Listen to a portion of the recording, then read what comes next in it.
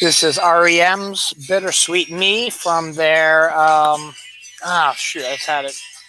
I forget the name of the album actually now.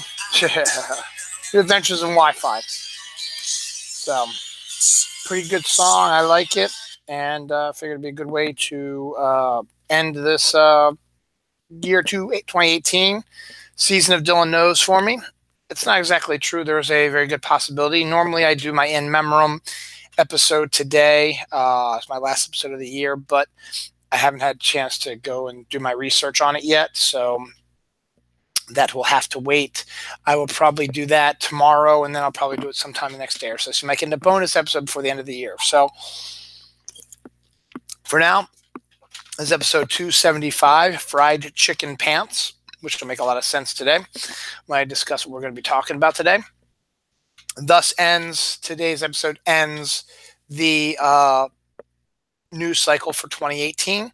I've sort of, you guys have been watching over the year. You've noticed that I've sort of shifted more to a news style type of show. That's done for various couple of reasons. It's I find it interesting to talk about this kind of stuff, and it's easy to do real quick and get things taken care of. So we'll see what 2019 brings. Hopefully it'll be better than 2018 for a lot of reasons. But for now, we are focused on December 29th, which is today. I've got one more day off, December 30th. I have to go into work on the 31st. Hopefully I'll be leaving early a little bit on that day. Be off January 1st, and then the whole thing starts over again. My vacation resets, my sick time resets. And it's all good. Now, for those who didn't watch last episode,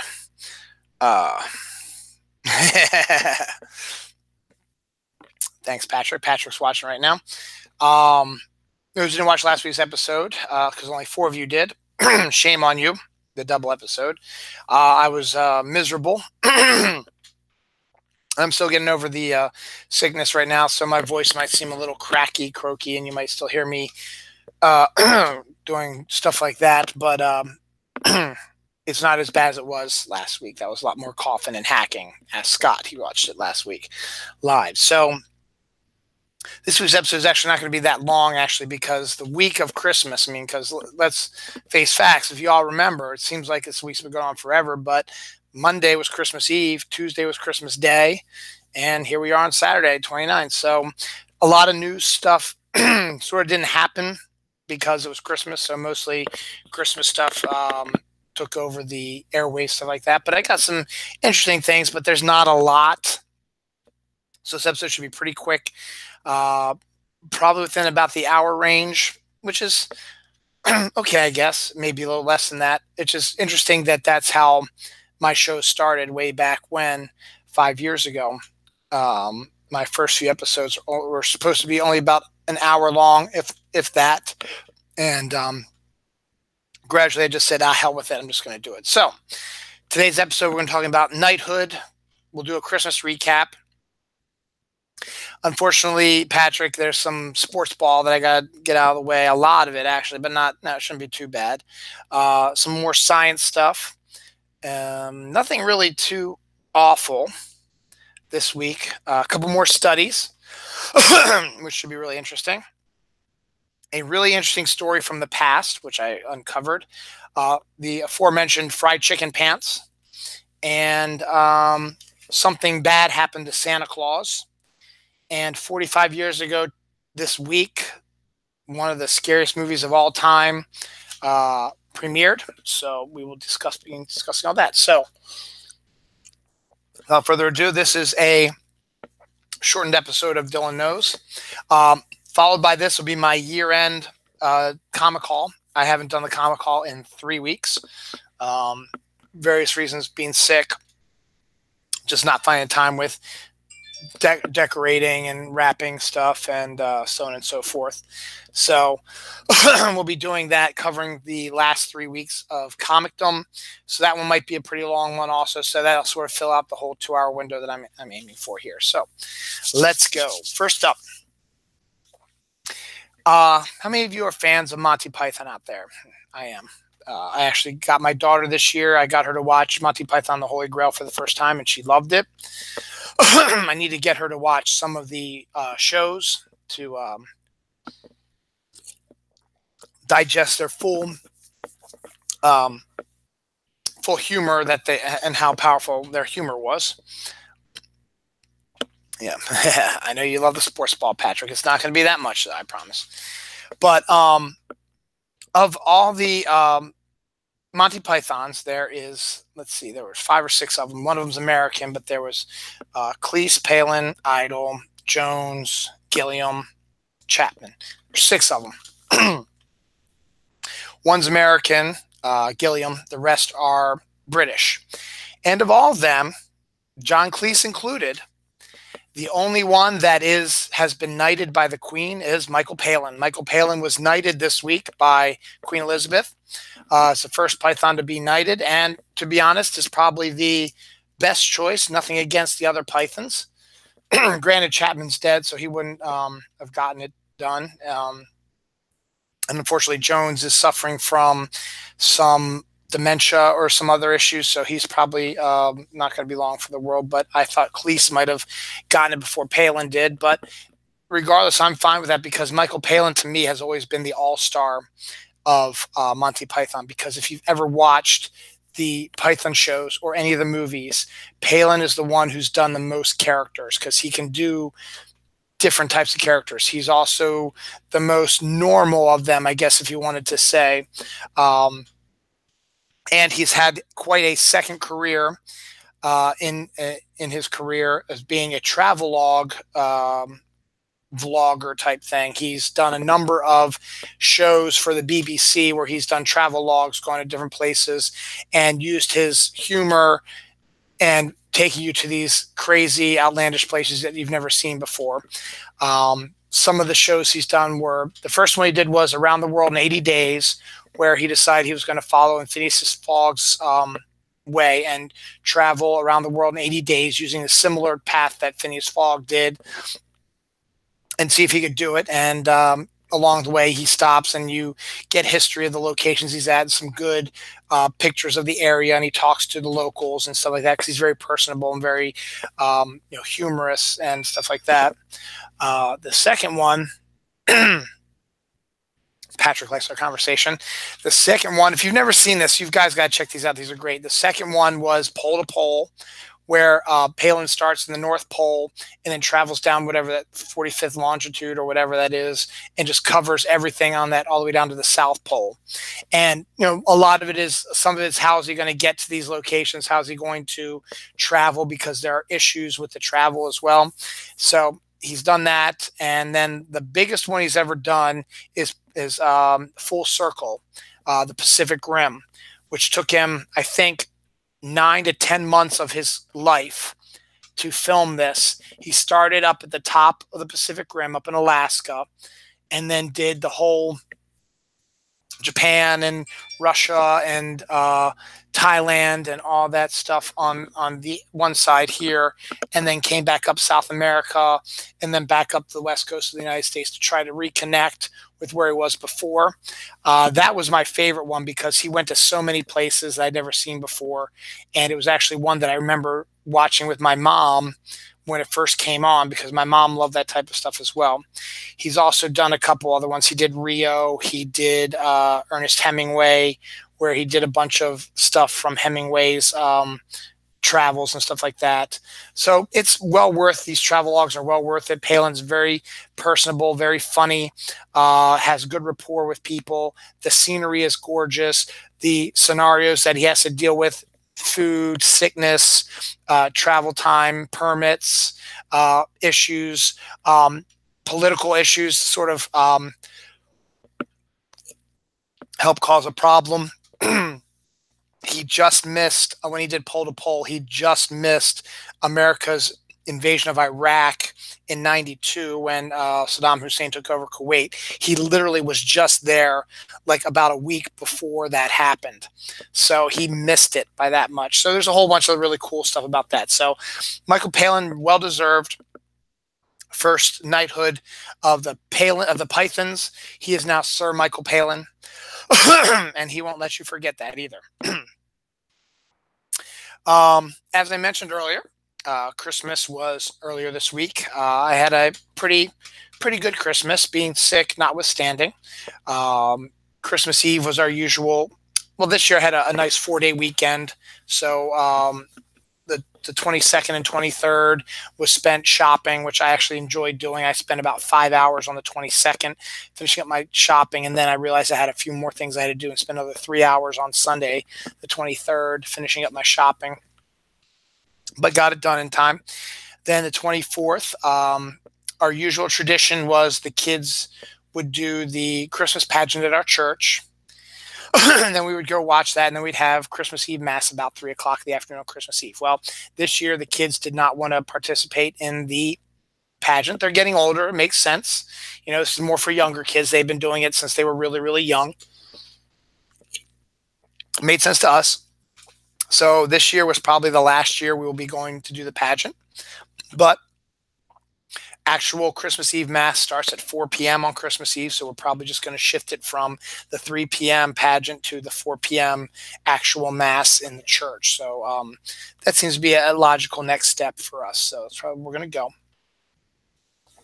And then usually we have family over. In this case, it was just Dawn's parents. Dawn's parents came over. We had our usual Feast of the Seven Fishes, and we don't do all seven, but we do our annual seafood macaroni and cheese, which was great. We did Red Lobster cheese biscuits. We did chicken Chesapeake. We did shrimp as an hors d'oeuvre. We did chips and hummus and salsa and guac, and we did a crab pretzel. Dawn actually made the pretzel and the crab dip that went with it, and we had asparagus, and it was good. It was a good meal, and the in-laws were able to stay for a little longer, and then they left. And after the kids went upstairs, had their showers, I read them The Night Before Christmas and The Grinch, and then they went to bed. And Dawn and I wrapped our presents for each other, and then we went to bed. And then we woke up, and it was Christmas. And we came downstairs and opened the presents and did the stockings and curated text messages and social media announcements about the holidays and took pictures of the tree and the presents, stuff like that. Got a lot of good stuff. This shirt's for you, Patrick. It's a sloth wearing a Christmas sweater in space. I got one of these. I also got one with a cat on a unicorn, similar to the one that I wore a few weeks ago. I also got the greatest Hawaiian shirt ever, which I will show on this Dylan Knows episode sometime closer to my 300th episode, which will be in June of 2019. June, July-ish. You will see it around that time. If not before then, depending on when I decide to wear it. I also got some, I got an awesome Christmas shirt. I don't think I took a picture of myself in it. I don't think I got a picture of myself in it. It's a button-up Christmas shirt. It's green and red, has bears and moose on it, green and red plaid sort of stuff. It was really, really cool. So I wore that at Christmas time. I got a really nice Christmas tie. I got Krampus socks, which is great. I got some Funko Pops. I got the female doctor, and I got Pikachu, and I got the leaning Jeff Goldblum from Jurassic Park. Got some books I wanted to read. The Oracle Year by Charles Soule, 21st Century Yokel by Tom Cox, and Davy Johnson's biography. Sorry, Patrick, he's a sports ball player. He was a pitcher for the New York Mets, or second baseman or something like that. Also played for the Orioles, who were my team early on, and then he actually coached them in the 90s and was the last time they were really good until recently. Yeah, Patrick likes this. He likes this shirt. And what else did I get? Got a new pineapple lamp. That was kind of cool. What else did I get? Oh, got giant 18 Twix candy bars in one big box, and also 18 Skittles packs in one giant box thing. We got the kids, Sour Patch Kids, in the same way. What else did I get? Trying to remember. I'm probably missing a few things, but I got a really cool National Parks calendar.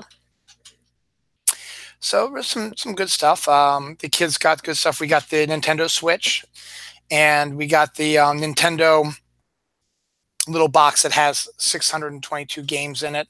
We played a little of that today too. That was kind of cool. Uh, Holly's watching. Hi, Holly. So that was pretty cool. And I got some more clothes from my mom. Got some money from my dad. Some mugs and candy and cookies and food from my sister and my stepbrother, and all kinds of good stuff. So, and then we went to my dad's house after we opened our presents. My sister and brother-in-law and my two nephews were there, as is my stepbrother and his wife, who came down from Rhode Island and hadn't been down in Baltimore in over a year. So we all had a nice little Christmas, as it were, there. Had our Christmas there, and then we went to my Uncle Philip's house, which was low key this year too. Oh, I got some games. We got Silly Deaths, Trash Pandas, Super Fight, Big Boggle. I got most of those for Dawn. Hail Hydra, which is a Marvel game, which is really cool. We're going to try that. We just played Unstable Unicorns, which is a unique game. Yes, money is very good, Holly. Yes. So some good stuff. Plus, I bought some more card games, which should be on their way. One of them's coming tomorrow. The Flux card games, which are pretty cool. One's coming tomorrow.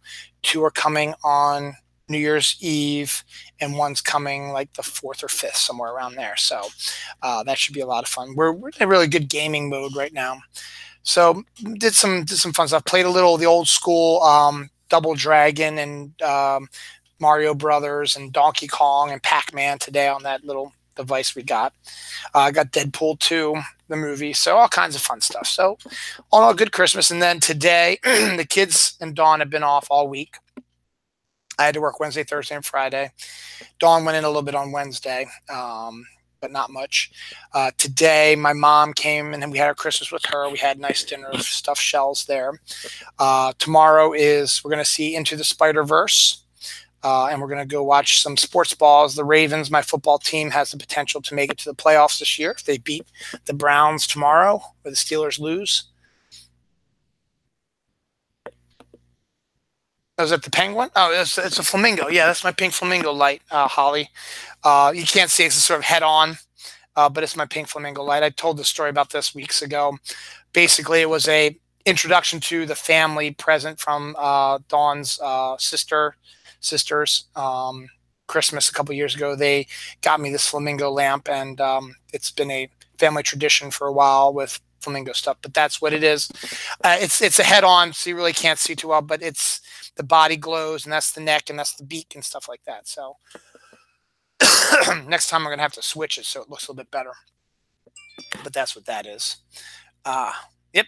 Holly got it now. Good. So we got that. Oh, I got an inflatable turkey for Thanksgiving. So that's going to go right in the yard. Right after my inflatable Halloween goes away, the inflatable turkey is going to go boop, pop up. And last, for my birthday, I got a giant star, I think. So I'm going to put that out for 4th of July or a flag or something like that. So, or red, white, and blue star or something like that. That's an inflatable. I'm going to put up in July. So good on that. So I'm excited about that. So, yeah, I know what you think it looks like, Holly. Come on, man. Anyway, so then tomorrow we're going to see Into the Spider-Verse. My Ravens team has the potential to make the playoffs if they beat the Browns tomorrow or if the Steelers lose. It'd be better if we beat the Browns because we would also take over the division lead, and we hadn't won the division since 2012, which is the last time we won the Super Bowl. So who knows? And we'll get a home playoff game, which would be great next week. So here's hoping, crossing our fingers. And then I said I have to go in on New Year's Eve to work. They usually let us go a few hours early, so I might be able to leave about 2 o'clock. The kids and Dawn are going to go to Dave & Buster's, which for those who don't know, if you don't have one around you, it's like a video arcade / bowling alley sort of restaurant type of place, bar, sports bar type of thing. So that'll be kind of cool for them to do that. And then we're going to have a low-key New Year's Eve like we did last year. We'll play some games. We'll watch a movie maybe. And then the kids stayed up till midnight last year, so I'll probably stay up again to midnight this year. we watch the ball drop in Central Park, not Central Park, Times Square, and then we'll probably flip over to Baltimore's coverage of their fireworks.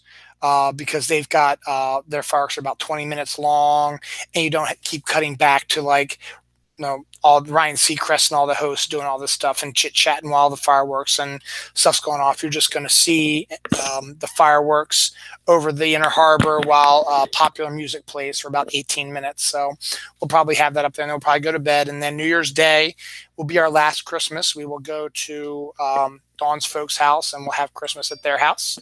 And then it's back to normal. Patrick Smith says, no spoilers, but Spider-Verse is excellent. Good, we'll be doing that. Somewhere within the next few days, I'll be doing my In Memoriam, as I said earlier in the show. So that was my Christmas. I hope you all had a good one as well. So we're starting entering that dark period now where not a lot's going to happen. January, one thing to look forward to for me in January is my Dawn and Noah go on a winter camp thing, and I get to do a movie marathon with my daughter. Show her movies she hasn't seen before that I think she'll like. The last time we did one, I showed her Back to the Future and Independence Day and all that stuff. So we'll be able to do that. That's always a fun day as well. And then February, Valentine's Day, and whatever. And then possibly if the Ravens are making a playoff run through January and into the Super Bowl in February, that'll be great. And then March, Dawn's birthday, we'll have Captain Marvel will be coming out in the movie theater, so that'll be something fun to do. My sister's birthday's at the end of the month. My father-in-law's birthday's in March. And then April, we have Easter, Avengers comes out, and my mom's birthday. And then before you know it, it's summer. It's May. So we'll see what happens. So here's hoping 2019 is going to be better than 2018 was. So let's cross our fingers. But as I said, 2019 probably midway through 2019, June, July, shall be my 300th episode because I'm at 275 right now. So that'll be fun. So as I was talking about sports ball real quick, this is more of a funny sports ball story, Patrick. So hopefully you'll like this. Yep, the Stargate movie. That's a good idea. That's actually a really good idea, Holly. I think I might put that down. I think she'll really like that. I'll write that down. They're in the middle of doing a Greek mythology thing, and they're sort of, my daughter and my son are both kind of obsessed with it. I think I'm going to show her the original Clash of the Titans. So that'll be a fun one as well. But here's my fun sports ball story. So, Patrick, this is actually kind of funny. Well, to us, not to the guy it happened to. New York Giants wide receiver, not one of their good ones. He's a rookie. He suffered a season-ending injury while dancing in the locker room. It wasn't during a game, wasn't during practice. He was dancing in the locker room, and he did something to one of his muscles or whatever, tore it, and he's done for the season. Granted, this week is the end of the NFL regular season, so it's not really that big deal. The Giants aren't going to make the playoffs, so they're done after tomorrow. So it doesn't matter, but still it kind of sucks because now he's going to go through surgery and he's got to go through rehab. It's not a major injury, but still just kind of funny that he got it, suffered it due to him dancing and not from anything else. There have been all kinds of really weird sports injuries that were really silly. One came from a quarterback, I think for the Redskins actually years ago, who after scoring a touchdown was celebrating. He rammed his head into the wall of the stadium, and he did something to his neck and was out for the rest of the season because of that. So another one was another touchdown celebration. The guy was trying to do a dunk over the uprights of the goalpost, and he tore his ACL or something while he was jumping up in the air just to do that. So funny stuff like that happens. I mean, it's funny to us, as I said, not to the people that it happens to, but come on, man, you got to be smarter than that.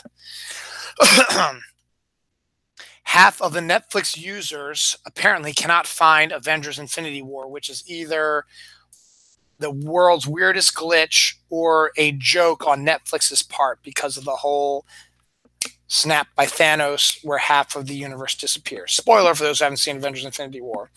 So that's kind of just a silly, irony filled type of story. Whatever. This is kind of a sad story. Teens who threw rocks on a highway overpass could get life in prison for murder. Now, that's something that is not, you want to laugh at that. These kids ruined their lives because they thought it'd be cool to throw rocks at an overpass onto the cars below them. And one just happened to showed her the Martian already, Holly. We've done about 4 or 5 of these movie marathons. I'm sorry, I was just responding to one of her tweets. So yeah, I mean, I don't get it. You know, what do you think is going to happen? You know, you're going to damage the car if you don't hurt somebody or cause them to have an accident because you throw a rock onto their car while they're driving 40, 50 miles an hour. You're going to cause major damage to their car, be it shattered windshield, smash their engine, the rooftop. Is it just so you can be proud of yourself and say, hey, look what I did? They're going to have to spend $1,000 to fix their car. Stupid morons. You're the stupid morons. And apparently you killed somebody because of your little prank. And so I hope you do get life in prison for that, because that's just not, I don't care if you're teenagers. That's just not acceptable behavior. Throwing rocks or anything onto a highway from an overpass is unacceptable. And you deserve everything that happens to you. And I'm glad you got caught. Yes, Holly. Holly, we're having a conversation back and forth. Holly was asking about my daughter's movie marathon we've had. I showed her The Martian. She asked me about The Martian. She's like, yes, she enjoyed it very much so. She liked it a lot. As I said, we've done about 5 or 6 of these, so she's seen a lot of movies. There's some I got to keep in my back pocket. She's only 12, so she can't see a lot of movies that I really want her to see, but we'll have to wait a few years. But still, I can show her more things than I could probably show my son that she would like. She's seen Raiders of the Lost Ark. She's seen Last Crusade, Independence Day, Men in Black, all 3 Back to the Future movies, which she loved, Dante's Peak, The Martian. She's seen a whole bunch of really cool stuff. I always make a list of stuff up. She's seen a lot of Tim Burton's movies because she likes him. For fans of trains, and I wish I would have heard about this sooner and wonder where it is, because my brother-in-law is a huge train fan. There is now a train-themed restaurant in Virginia. Now, I don't know where. Let's see if I can find the article and see if I can get a good location for it and stuff like that. So, but my brother-in-law absolutely adores trains. He's got an awesome train garden in his back room. There it is. And he loves riding in trains. The Shenandoah Valley, the heart of the Shenandoah Valley, the 611 Steak Company. So it's sort of like Roanoke, Virginia, and it is a all train themed type of restaurant. So that's really kind of cool, and it's a steak one on top of that. So Roanoke's a little bit farther away than I thought it would be for them, but still, they might enjoy that. So I wish I would have known about it sooner. I would have gotten them something or told them about it. So if you like trains, go on down to Roanoke, Virginia, the 611 Steak Company, and check it out. You might enjoy it. Fried chicken pants. That's the name of the episode, Fried Chicken Pants. Don't know what they are. Just saw a picture of them, an article about them. They are leggings that look like the skin of fried chicken. And I don't know why you would wear them. Now, this is coming from the guy that has meat sweats that I got from Arby's, which is just cool anyway. And I've worn them because I thought it was funny. And I guess maybe it's the same thing as with these fried chicken pants. But people seriously like to wear these fried chicken style pants. They've got the color of fried chicken, so like that golden brown sort of look to it. But there's it doesn't look anything else like fried chicken. It looks got the color of fried chicken. Maybe it's got some lines in it that gives it sort of that texture that it could be fried chicken. So yeah, Fried Chicken Pants. Available now at your local Amazon or Target or Walmart or wherever it's out. Space is awesome. I'm in a couple space stores right now. Legend of the Fall, maybe. That might be a good one. Holly's giving me some ideas for movie ideas. She's not all about sci-fi. She's like some other stuff. I'm going to try to get her to see E.T. because she hasn't seen that yet. And maybe Close Encounters. I know those are more sci-fi-esque, but I'll find some other cool stuff, I think. She likes like thriller stuff. Like I might show her like the first Mission Impossible movie or something like that. So I thought this happened rather I should say earlier this year in January of 2018, but apparently it's going to happen again in 2019. In this case, we're getting the super blood wolf moon eclipse. So in January, the full moon will be the wolf moon.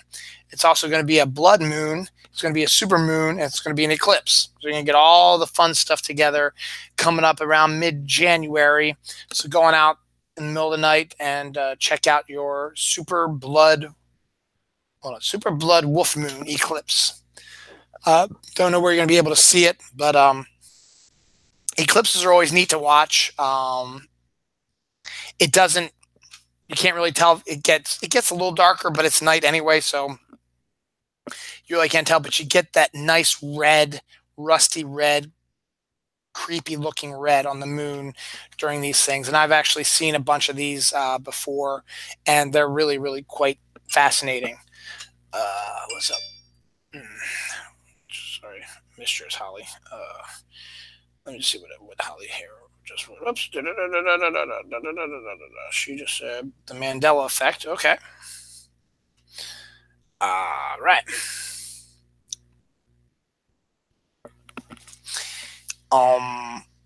Also, space-wise, New Horizons, the probe that went past Pluto and took some of the best pictures of Pluto to give scientists pause to say, you know what, maybe we should examine this planet a little bit more. It totally did not look anything like they were expecting. They were truly surprised by what they saw, and they loved what they saw. So they've been pouring through their Pluto pictures. Well, New Horizon has decided that that wasn't its only mission. It's going to go do a couple other ones. And the next one it was going to do is it's going to be the first probe to take pictures of the furthest object in our solar system. It is going to see Ultima Thule in the Kuiper Belt, and we'll have an encounter with that on January 1st of 2019. So only a few days away. Apparently right now it is, sorry, it is going through its process right now of, I guess, slowing down or getting everything aimed at the right spot, and it's going to do the flyby, much like it did with Pluto. It'll start taking pictures like miles away, and it'll just take pictures for hours as it flies over, and then it's going to orbit around maybe once and then take off. They think they can push it to one other object, so they're going to reorganize the mission again after this and say there's one more place we want you to check out, and they're going to send this. It's going to be another year or two voyage to get to, but it's going to be even further than Ultima Thule. So January 1st, 2019, check your Twitter or Facebook or even the news. Twitter, if you ever have space.com or NASA, follow them. If you like space, stuff like that, follow them, particularly space.com. They always have excellent pictures and lots of updates about all their current projects and stuff like that, and it's phenomenal. So I'm actually looking forward to this because I want to see what Ultima Thule looks like and what a item in the Kuiper Belt is going to look like close up. Granted, it might be boring, it might just look like a stupid little asteroid sitting in outer space, but you never know. People didn't know what to expect from Pluto, and when they saw Pluto, they were blown away by it. So hopefully we'll see something similar with Ultima Thule, not to be mistaken with Kelly Tool. And one more thing, where is the other one here? There it is. NASA discovers an electric blue sand dune on the surface of Mars, and they had a picture of it from the Mars orbiter, and it's electric blue. I mean, it's not like, oh, hey, it looks a little blue. No, this sucker looks like someone put paint and just went onto this dune. It's just like it's blue. So it looks pretty cool, and that might be, you know what, that would actually be kind of a really cool place to drop a rover sometime.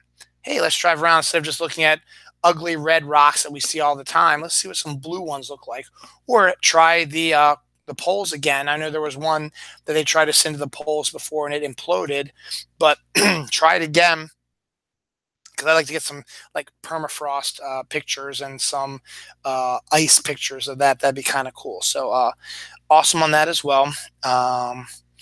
Let's just keep on this science thing. I had a couple of really good science things. There's an Oregon man who became the first person to cross Antarctica with no assistance. He was by himself. He did it all by himself. Crossed the entirety of Antarctica, which I cannot even imagine doing. But hey, you know what? Go for it, man. Yep, blue dunes on Mars, absolutely. That's an interesting story. Mount Etna erupted, which triggered an earthquake in Sicily, Italy, earlier this week or a couple days ago or whatever. So there's been a little bit more activity recently with earthquakes and not tornadoes, and volcanoes. Not that that means anything, but usually when you have a couple of boom, boom, boom, boom in a row, you're going to get a couple other ones down the line. So we'll have to keep an eye out for that.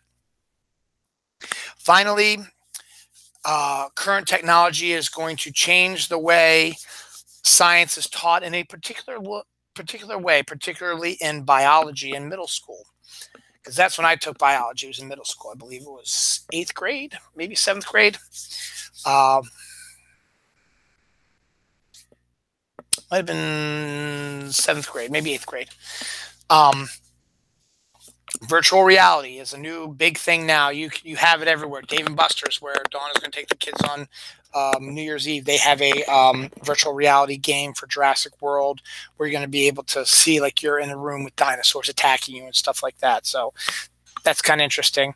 But people can use VR for all virtual reality for all kinds of different things. Well, science classes have decided, I don't know if all of them are doing it, but there are a few ones that have decided we're going to try something different.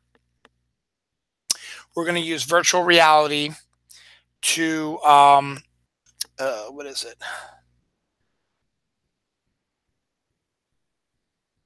So in biology, one of the things you had to do was dissect frogs.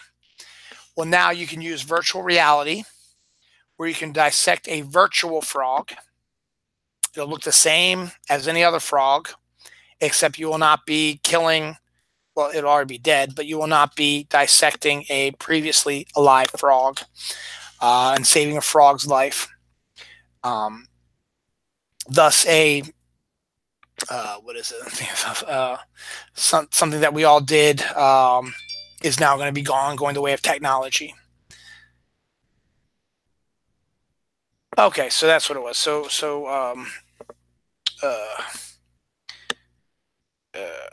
Patrick's fixed it up a little bit more. The Kuiper Belt Pass happens at 12:33 East AM on New Year's, but won't be seen until around 9 hours later East. But that is a cool New Year's watch on NASA TV. So I'm going to retweet that so we can see that. That'll be cool. So you're no longer going to have to dissect a previously alive frog. You'll be able to virtually dissect frogs, which I guess is okay. You save frogs' lives, but at the same time, it's not a rite of passage where you used to have to, worry about, there was always something that freaked people out. It was their first time cutting into a previously living creature and seeing the internal organs. Now you'll be seeing what the internal organs look like. You just won't physically be doing the cutting, which I guess is okay. I don't know. I'm still kind of up in the air about that, but I'm old school anyway, so it doesn't matter. So now we're into the study part of our show. I got 2 studies I want to talk about. This one always seems to pop up every once in a while, so I'm just going to keep bringing it up because this is a different study this time. But alcohol and coffee is could be the key to living longer, a study says. So if you drink alcohol and coffee, you're going to live longer. Either or, you don't have to drink both. So if you just want to drink coffee, just drink coffee. Absolutely. The other study is people who read more live longer, which is fine with me because I read a lot. As I said, I got like 3 to 4 new books. My mom actually got me a history of comics book. It's more about the history of underground comics, but still an interesting read that I never even knew was out there. And so I'm interested to read that. So I got at least 4 books I'm going to read there. My daughter absolutely devours books. She loves it. My son's starting to get into it a little bit more too. So he's reading as well. And Dawn's always been a big reader as well. So, hey, keep reading it. You live longer, and reading is fun. Reading is fundamental.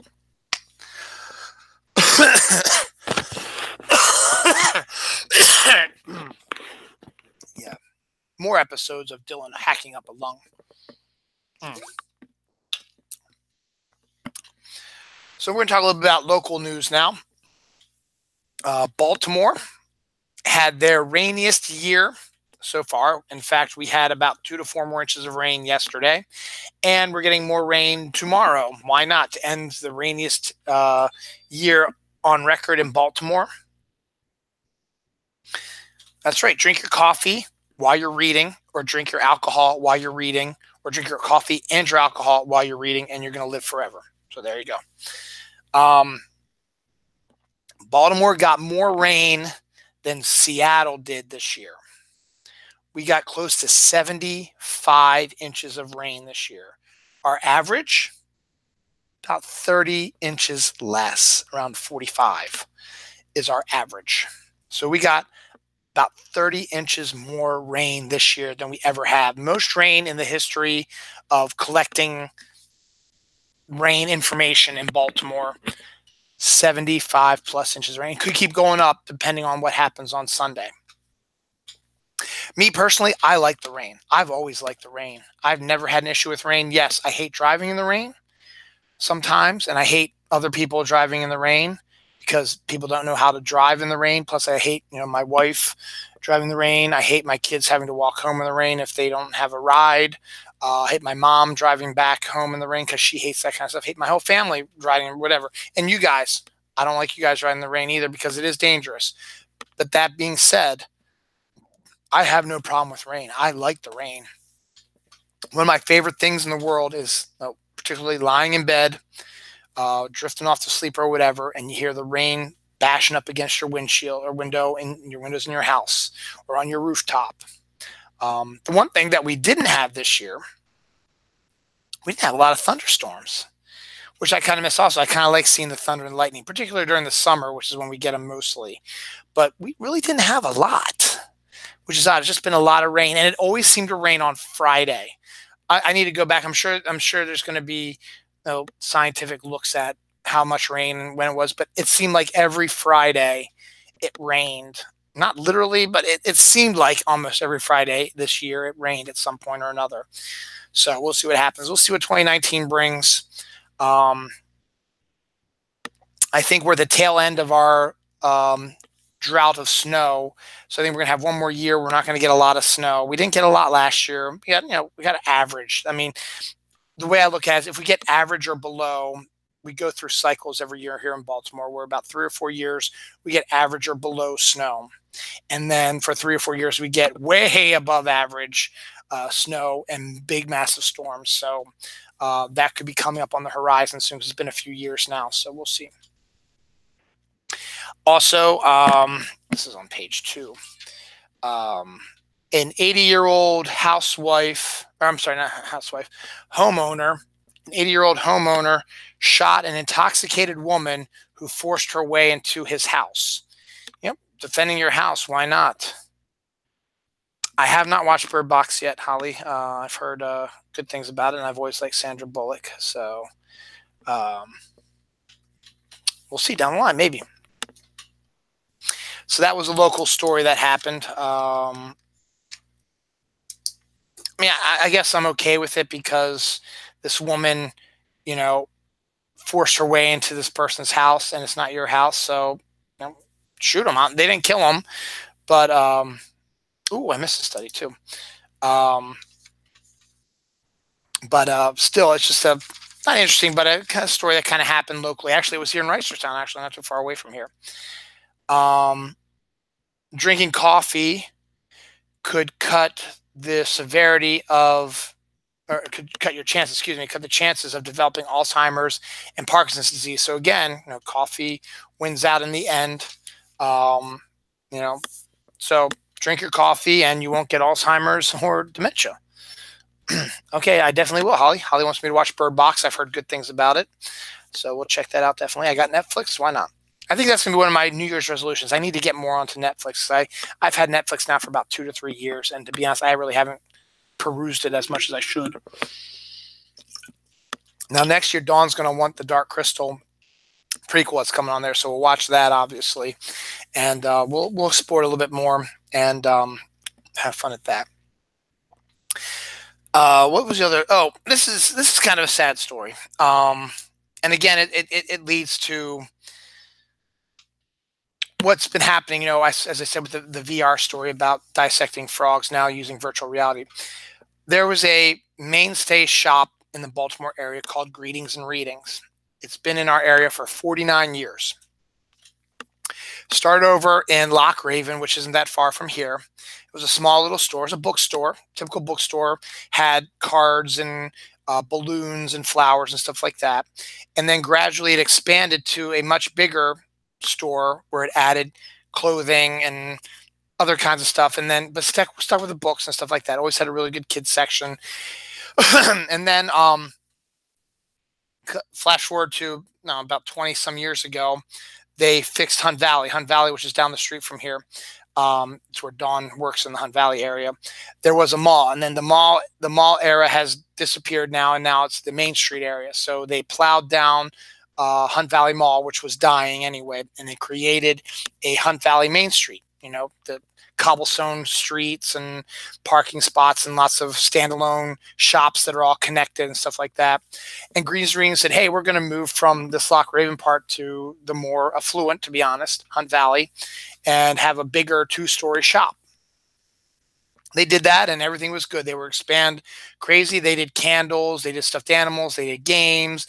They cut down on their books a little bit because there have been a lot more Barnes and Nobles and Borders at that time were taking the books away from them, but they still had books in there, but they expanded more to a lot of gift ideas, clothing and socks and local clothing like sports shirts for the Ravens and the Orioles and the Maryland Terps and glassware and all kinds of really neat stuff, pictures. And they created chocolate bar type of thing where you can get those box of chocolate type things. You can choose which ones you want. They had a fudge area. And then they had, jewelry and fancy stuff, Swarovski crystal stuff and purses and all kinds of crazy stuff and some really nice statues and stuff like that. Well, they announced this week that after 49 years, they will be shutting their doors at the end of the year, which is a shame because it was a go-to place for gifts. If you ever needed a gift, hey, let's go to Greetings and Readings, pick up something real quick and easy. Not too bad. And now it's disappearing. And the bad thing about that also is that Hunt Valley is starting to have a lot of stores shutting down. So I don't know if this has to do with technology moving forward, Amazon, online shopping, stuff like that, which I'm sure probably does, but it's still kind of a depressing thought that happens. Sky in Queens turned blue due to electrical fire. This was a day or so ago. That's the cover story, but everyone's making jokes about it being aliens or the Spider-Verse. Apparently the entrance to the Spider-Verse was a blue maze thing, and you could see it all over New York. People were taking pictures saying, what is this? What's going on? So that was kind of neat as well. McDonald's has reportedly taken cheeseburgers off their menu after some parents complained that they are unhealthy. Well, duh.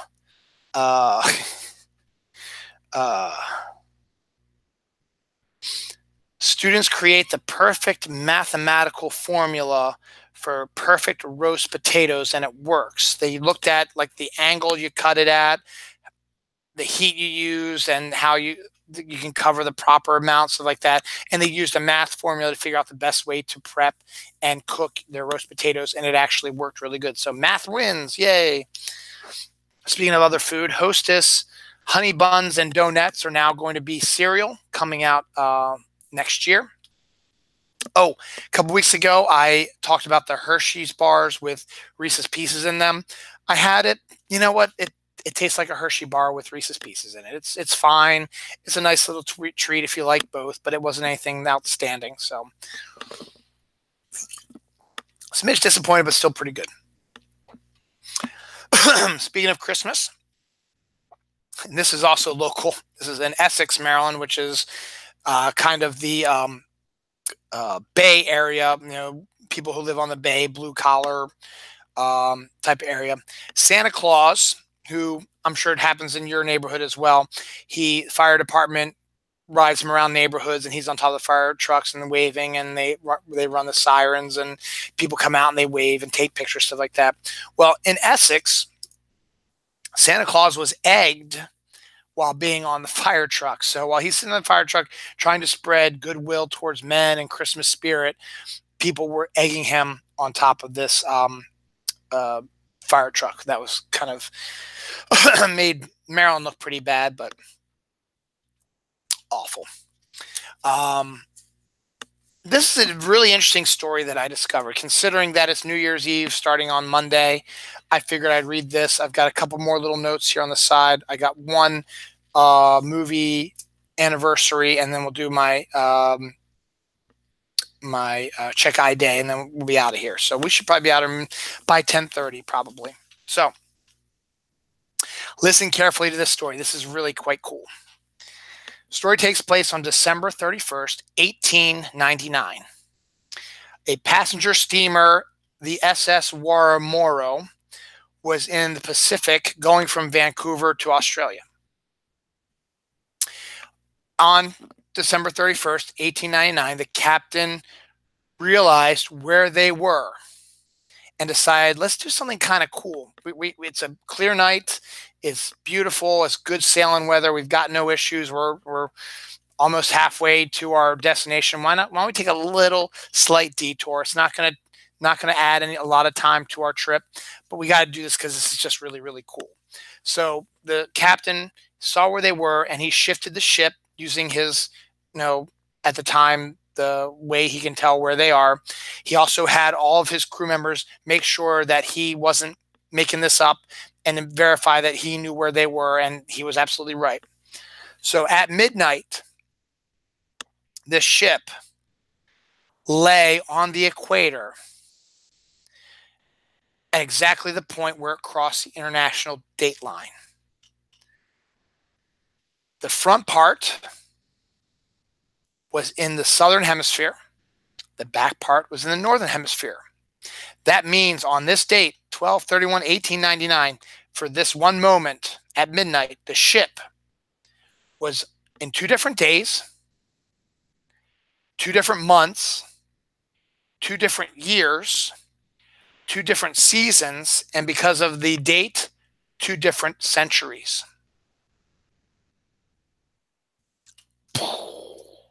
Just a really, really kind of neat little story. And I think it works out. So that's kind of cool, isn't it? I thought it was cool. Turtlenecks for dogs. I should name it. Was either fried chicken pants or turtlenecks for dogs would have been the other episode, the name of the episode. This is a thing. It's a actual like full body dog turtleneck that goes up to its muzzle and covers his entire body down to his legs. Turtlenecks for dogs.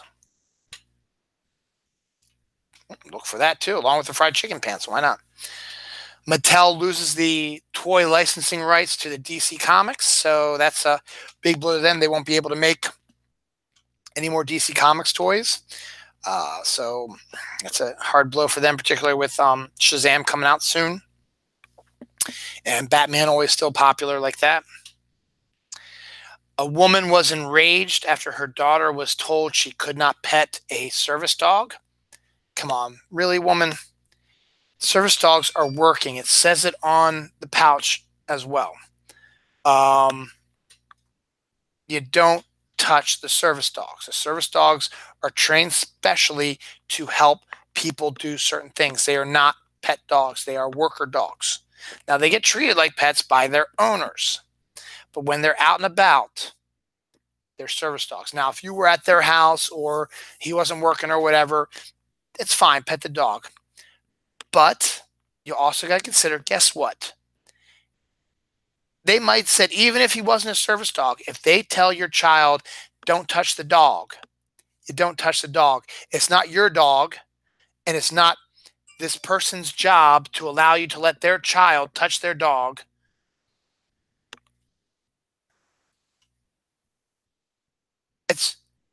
It doesn't matter.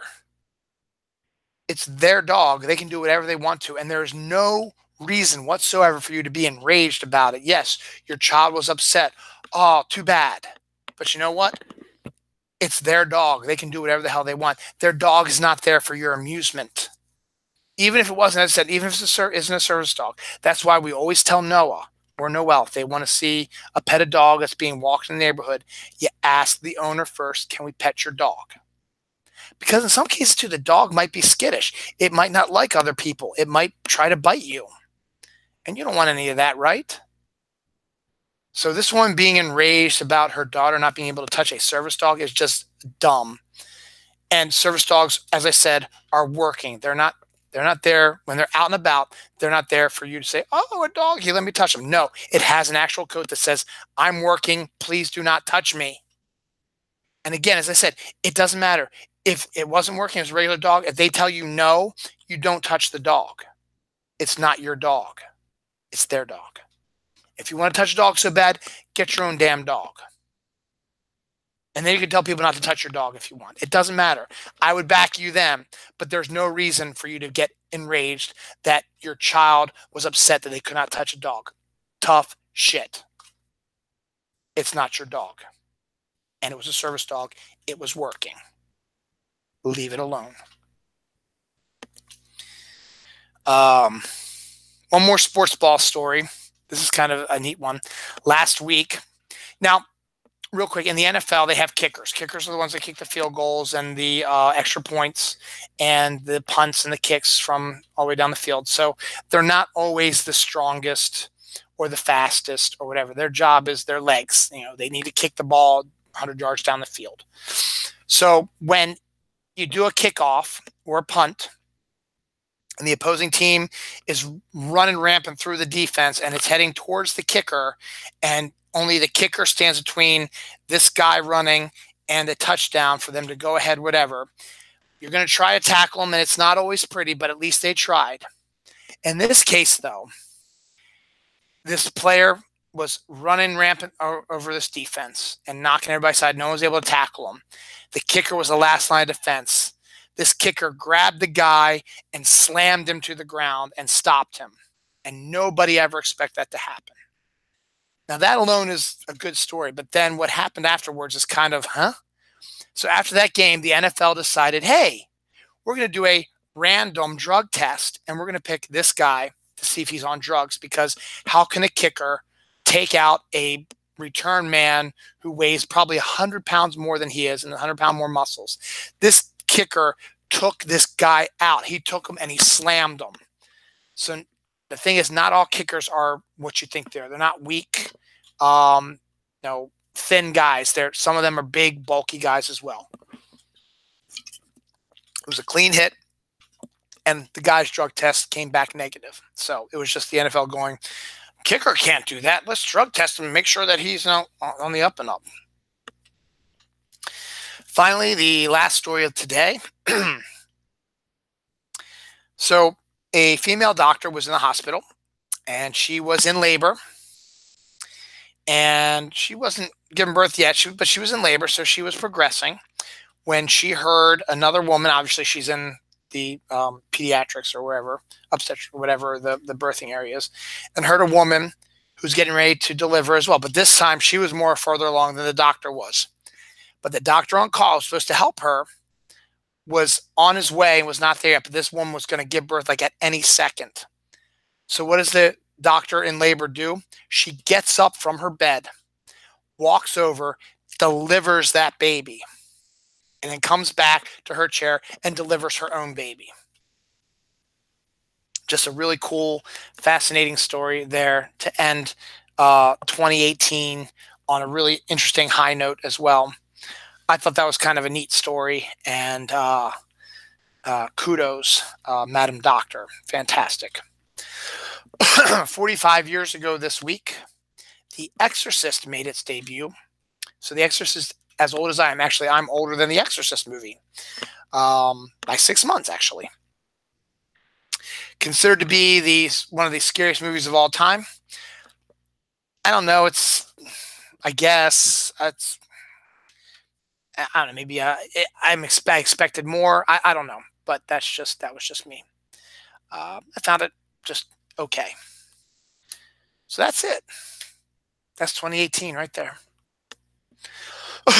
So as I said, I'll probably be doing my in memoriam, but that's all I'm going to do is just I go down every month and highlight certain people who died each of those months.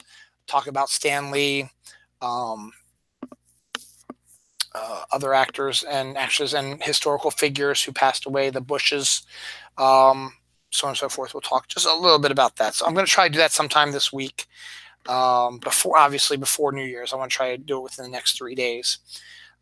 So that takes us to Check Eye Day. Now, last week I didn't do either the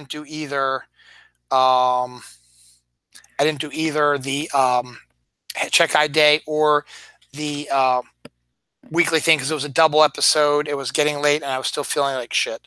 So here we go. I'm going to get into this real quick. So no, I don't want this. I want to do search.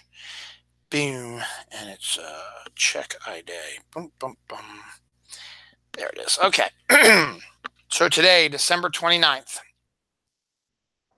is National Pepper Pot Day. Not Pepper Potts Day, the character from the Iron Man movies. Pepper Pot Day. Still Need to Do Day. Okay. It's TikTok Day. TikTok. Is that it? There's only 3 for this today. Yep, there's only 3 for today. Yesterday, the 28th, was Call a Friend Day, Holy Innocents Day, National Card Playing Day, National Chocolate Candy Day. Pledge of Allegiance Day was 28th also. 27th was Make Cut Out Snowflakes Day, National Fruitcake Day, Visit the Zoo Day. 26th was Boxing Day, National Candy Cane Day, National Thank You Note Day, National Whiners Day. December 25th is a little something called Christmas Day. National Pumpkin Pie Day is on Christmas Day. Okay. December 25th is No L Day, as in the letter L. December 24th is Christmas Eve, Last Minute Shoppers Day, National Eggnog Day. 23rd was Festivus and Human Light, National Pfeffer Moose Day, National Roots Day, and that's it. And then tomorrow, the 30th, as we get close to the end of the year, the holidays tend to thin out a little bit. The 30th, tomorrow, is National Bicarbonate of Soda Day, Festival of Enormous Changes at the Last Minute, Falling Needles Family Fest Day, and tomorrow is Bacon Day. So go out and eat some bacon. That's it. All right, ladies and gentlemen, that was the news cycle for 2018. As I said, my next episode, the next couple of days will be my in memoriam, where I'll talk about all the dead people that we're going to miss in the past year. And then that's going to be episode 276. Episode 277 will be, I don't know, January 5th, 6th, somewhere around there. So we'll be in 2019, and that'll be the first episode of the new year. New news cycle begins, and here's hoping that 2019 is a better year for everybody. Should be a lot of fun. Holly, thank you for watching. It's great to have new viewers on every once in a while. Patrick, as always, love you watching the show as well. Scott is going to probably not be around as much watching it live because he's working the day shift, starting to work on day shift, which is good for him. But he always catches it on replay when I post it. Probably this will be posted sometime tomorrow. So that'll be good. So thank you all for watching. Thank you for making 2018 an interesting year. Wasn't one of the better years, but had some very interesting news. And you guys helped make the show great. And hopefully into the new year, I can start building on this. You guys start watching more. You start spreading the news to more friends, and you start watching the show. And before you know it, I'm making millions of dollars on my show. Not going to happen. Happy New Year, guys. As I said, look for my in memoriam episode sometime in the next 3 days. Don't know when it's going to be. Don't know when it's going to be, what time, whatever. Just keep an eye out. As I said, it's really not going to be interactive. It's just going to be me talking about the people we missed that died and this year, and talk a little bit about their careers and stuff like that. Any memories I have of them, stuff like that. So that's the end for 2018. Stay tuned if you want to. I'm going to shut this down. I'm going to restart a whole new one. I'll put the link out there. I will be doing my comic haul, my year-end comic haul. This will be my last episode of 2018. 3 weeks worth of comics in one big bag. The first week was the biggest amount of comics I bought this year. This past week was the smallest amount of comics I ever bought this year. So take a look at it. You'll see what the comics are. It's some good stuff, interesting things. And if you're interested, if not, go on and enjoy yourself. Have a great New Year's. Enjoy your rest of your weekend and be safe out there and be happy. And thank you for making 2018 fantastic. 2019, ho.